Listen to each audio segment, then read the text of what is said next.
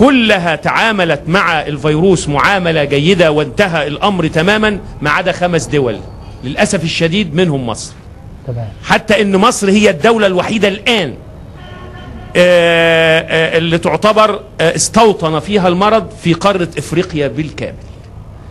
منظمة الOIE اللي هي المنظمة العالمية لصحة الحيوان ذكرت ان مصر تاني دولة الأسوأ في العالم للتعامل مع مع الأزمة للأسف الشديد. مصر تعاملت مع الأزمة كالتالي: أولا وزير الزراعة عطل القانون، كان يجب عليه رقم 1 ان هو يصدر قرار بالإشراف البيطري في التعامل مع الأزمة، وهذا لم يحدث. رقم 2 كانت هناك سياسة تعويضية غير سليمة للتعامل مع المربين. يعني تخيل حضرتك يا سيادة النائب ان الأم بتكلف المربي 75 جنيه، انت النهاردة بتعدمها. طب ده يؤدي الى ايه؟ هيؤدي الى ان الناس تهرب الطيور، وهذا ما تم بالفعل، لان انت ما عملت سياسة تعويضية. وانت سيادتك انا شفتك وانت في وجودك مع الناس امام السيد محافظ القليوبية في وسط الجماهير، علشان الناس كانت فعلا في حالة من السوء لأنها بيوتها اتخربت. دي رقم 2 عدم التعامل الجيد مع الأزمة في السياسة التعويضية. رقم 3 للأسف الشديد الوزير أصدر قرار استنادا للقانون 4 لسنة 1994 قانون البيئة، اللي هو ذبح حتى الطيور السليمة بالتدليس. وبقول حضرتك بالتدليس ليه؟ لأن هذا القانون المفترض ان هو يتعامل مع الطيور البرية المحظور وجودها، لكن هو تعامل مع الطيور اللي هي الثروة الداجنة وذبحوا الطيور السليمة. يعني نقدر نقول ان التعامل كان همجي وغير علمي وغير متدرج. والأسوأ من كده بقى نقطتين مهمين جدا عايز اقولهم لحضرتك. طب ما نأخرهم، بس انا عايز اقول حاجة. انا عايز الناس تعرف قد ايه كانت الثروة الداجنة ماشية في مصر، وبعدين دلوقتي بقت عاملة ازاي، عشان انا اقدر اتفهم بردك هذه النقاط. فلو تسمح لي، انا عايز الدكتور حسام البركاوي باعتباره خبير في صناعة الدواجن يقول لي صناعة الدواجن كانت في مصر عاملة ازاي ودلوقتي بقت عاملة ازاي، عشان نقدر نقول هل بالفعل ليها اثار وانهارت هذه الصناعة ولا لا. هو خاصة هو خبير ومربي قديم. بالنسبة لصناعة الدواجن في مصر، اعمل لي مقارنة. نعم، هنعمل مقارنة لصناعة الدواجن في مصر قبل إعلان ظهور وباء انفلونزا الطيور، ووضع صناعة الدواجن بعد ظهور وباء انفلونزا الطيور. تمام. يعني بالتحديد وباء انفلونزا الطيور أول ما انتشر ظهر في جنوب شرق آسيا سنة 2003. من 2003 ظهر بقى لغاية 2006 تم إعلان ظهور عندنا المرض في مصر. إنما أنا عاوز أقول ما قبل الظهور سمعنا إجراءات جميلة جدا ورائعة من الحكومة ومن خاصة من الهيئة العامة، إن هي بتعمل حسبانها لمقاومة المرض خارج الحدود، وأيضا عملت احتياطاتها لمقاومة هذا الوباء داخل الحدود.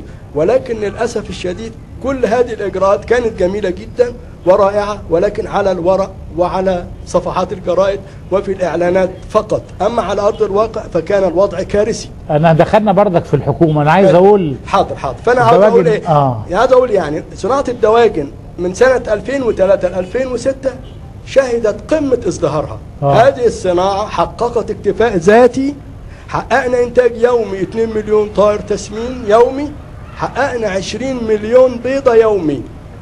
هذه الثروة تعتبر ثروة استراتيجية ذات بعد قومي، يعني فائدتها عمت على الملايين اللي بيعملوا فيها، فوائدها عمت على المليارات اللي بتتدفق وبتعمل فيها. هذه وضع صناعة الدواجن قبل انفلونزا الطيور، لدرجة ان احنا صدرنا منتجات الكتاكيت لكل الدول العربية، صدرنا في منتجات مجمدة الى هولندا وبلجيكا. ليه؟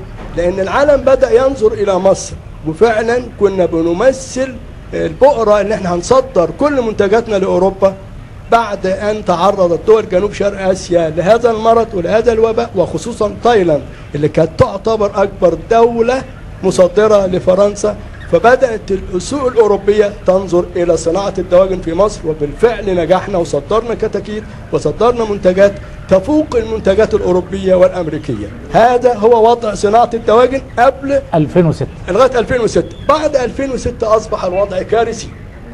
أنا بسأل عدة أسئلة. شكله إيه دلوقتي؟ وشكله إيه دلوقتي؟ من خلال عاوز أقول نقطتين بس قبل ما أقول شكله إيه دلوقتي. المرض ده يعني في 2006 كنت عاوز أقول نقطتين مهمين، 3 حاجات. عقب إعلان المرض في 17/2/2006 لم تبين لنا الحكومة كيف دخل هذا المرض مصر. هل دخل عبر طيور مهاجرة؟ هل دخل عبر رسالة ريش دواجن تم استيرادها من الصين؟ أم نتيجة هجوم إرهابي بيولوجي شنه الأعداء على هذه الصناعة مستخدمين قنبلة H5N1؟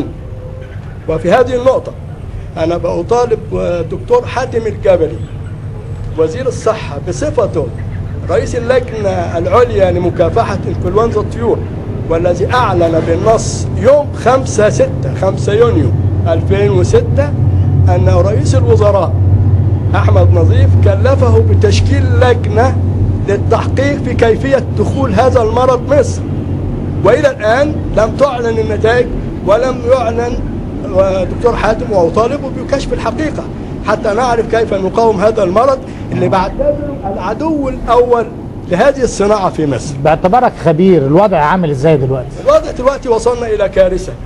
كنا بنصدر لأوروبا وبنصدر للعالم العربي، النهارده احنا بنستورد فراخ من الأردن. بنستورد وصل لهذا الأمر. وصلنا النهارده في 2006 كيلو الدجاج وصل 20 جنيه، يعني الفرخة تعدت ال 40 جنيه. مش كده بقى، وتوابع ارتفاع سعر الدجاج أدى إلى ارتفاع للحوم الحمراء بصورة غير مسبوقة. طيب أدى إلى ارتفاع الأسماك. النهارده دي حاجة. أخطر كارثة نتعرض لها هذه الصناعة إن الأمهات في مصر متعرضة أصيبت بالتحصينات اللي احنا بنستوردها النهارده من الصين. طيب وهذه فشلت في تحقيق الملامح بتاعة الانهيار هنتكلم عنها، لكن أنا عايز أسأل أحد المنتجين. أنت كمنتج الأستاذ خير الدين، كمنتج كنت بتتوقع إن ممكن المرض يجي عندك في المزارع بتاعتك؟ ولما جه المرض كيف تعاملت معه في ظل القرارات الوزارية التي صدرت؟ بسم الله الرحمن الرحيم. هو أنا مبدئيا يعني هتكلم في حاجة خاصة بصناعة الدواجن عامة على مستوى الإنتاج كمنتجين. احنا طبعا سوق الدواجن في مصر هو سوق عشوائي، وتدرج السوق على كده. يعني احنا تعرفنا على السوق وهو سوق عشوائي يتحكم فيه العرض والطلب بكل متغيراتهم بشكل مطلق، وليس هناك تدخل للحكومة أو تدخل لجهات رسمية. وصناعة الدواجن لا تعمل تحت مظلة، يعني ما فيش مظلة، ما فيش حد بيسيس هذه الصناعة.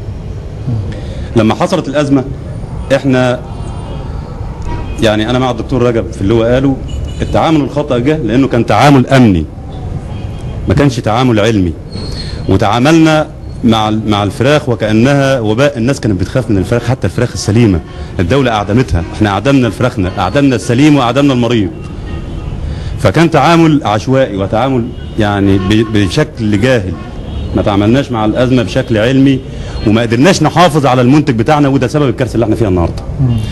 لأن احنا أساسا المنتج تجربتك ايه اللي حصل؟ أنا كمنتج النهارده ايه اللي حصل عندي؟ أنا عندي مكتب ومعايا مربيين وبنمول المزارع، وكان بنشتغل في إنتاج الدواجن.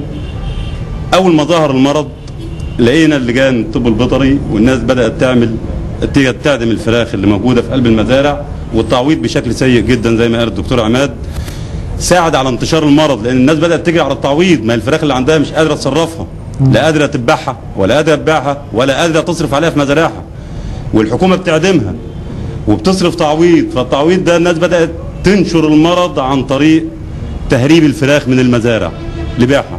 احنا وسعنا دايرة انتشار المرض. احنا كمنتجين كمربيين احنا السبب، بسبب القرارات الخطأ احنا السبب في ان دايرة المرض تنتشر وتتسع بهذا الشكل. تمام. النهارده المرض ما زال موجود، ونزلوا تحصينات، واحنا قاعدين منتظرين العلاج من الحكومه، وقاعدين منتظرين توجيهات، ومنتظرين لجان تشتغل علينا، الناس دي توجهنا. احنا مين هيوجه المربيين ديك لتاسيس هذه الصناعه؟ مفيش حد بيوجه. نزلت تحصينات حصلنا، ومع ذلك المزارع ما زالت الاصابه موجوده، وما زال المرض موجود. طب ده سببه ايه؟ ده ما نعرفوش كمربيين، احنا ما نعرفش ده سببه ايه.